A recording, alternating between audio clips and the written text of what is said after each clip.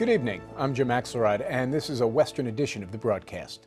A curfew has been declared in Ferguson, Missouri. It begins tonight at midnight Central Time and will run until 5 o'clock Sunday morning. Missouri's Governor Nixon announced the implementation of the curfew late this afternoon after violence and looting returned to Ferguson last night. 40 more FBI agents have arrived in Ferguson, according to the state police. They're working the neighborhood where a police officer shot and killed an unarmed teenager by the name of Michael Brown in the hopes of finding more witnesses who can help clarify exactly what happened 1 week ago today. CBS News correspondent Vladimir Duthiers is on the ground in Ferguson. Good afternoon.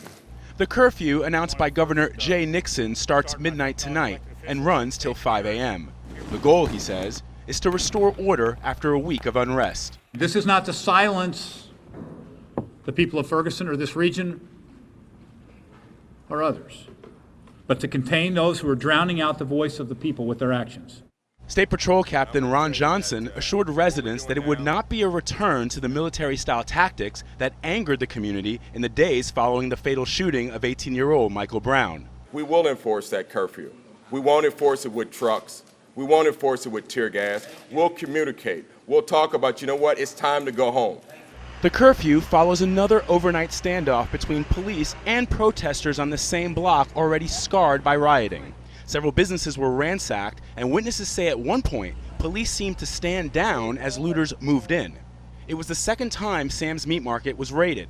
This morning, co-owner Abraham Ramaha stood armed guard outside the store with other family members, angry that the police did not do more. A citizen should not be out here with assault rifles and pistols protecting the store. That's what the cops are here for in this country. That's what they're supposed to do.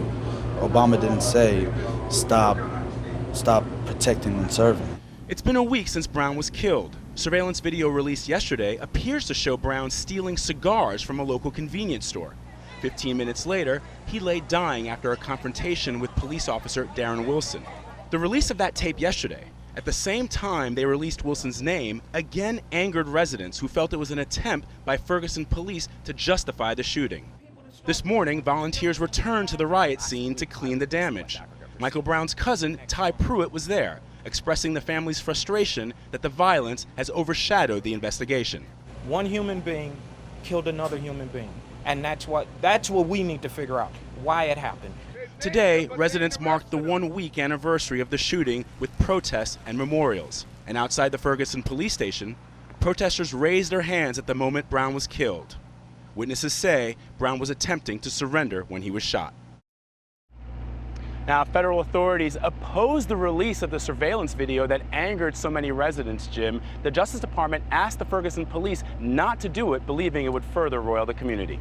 Vladimir Duthiers in the tense town of Ferguson, Missouri. Vlad, thank you.